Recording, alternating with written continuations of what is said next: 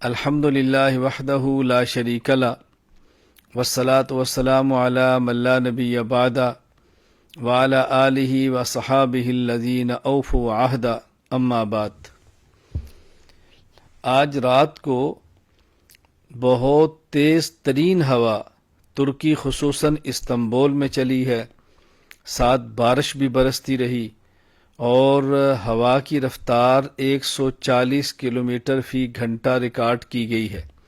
بہت زیادہ نقصان ہوا، حتیٰ کہ کلاک ٹاور استنبول میں وہ بھی گرا ہے، آپ اس کو تصویر میں دیکھ سکتے ہیں، اور جانی نقصان بھی ہوا، مالی نقصان بھی ہوا۔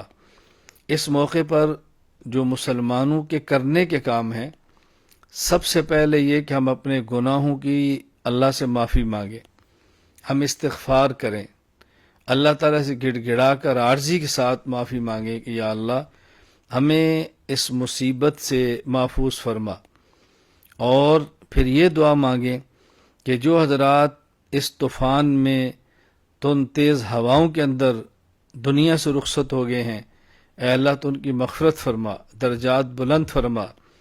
جو زخمی ہوئے ہیں اے اللہ کریم ان کو صحت عطا فرما، اور زخمیوں کے اہل خانہ سے عیادت کرنا، اور جو فوت ہوئے ان کے اہل خانہ سے تعزیت کرنا، جن حضرات کے ان سے تعلق ہوں، جن حضرات کی بساط ہو، جن کے دائرہ اختیار کے اندر ہو، ان کی مالی معاونت کرنا، ان کے غمخواری کرنا، یہ اسلام کا سبق ہے اور شریعت ہمیں یہ بات سمجھاتی ہے۔ رسول اکرم صلی اللہ علیہ وسلم نے ارشاد فرمایا، المسلمون کا جسد واحد، پوری دنیا کے مسلمان ایک جسم کی طرح ہیں، ان اشتکا عین اشتکا کلو و ان اشتکا رأس اشتکا کلو۔ اگر انسان کی آنکھ میں درد ہو پورا جسم درد محسوس کرتا ہے، اللہ اکبر۔ اگر انسان کے جسم کے کسی حصے میں تکلیف ہو پورا جسم درد محسوس کرتا ہے، سر میں تکلیف ہو پورا بدن تکلیف محسوس کرتا ہے۔ دنیا کے کسی خطے میں مسلمان کو تکلیف ہو، دنیا بھر کے مسلمان کو اس تکلیف کو محسوس کرنا چاہیے۔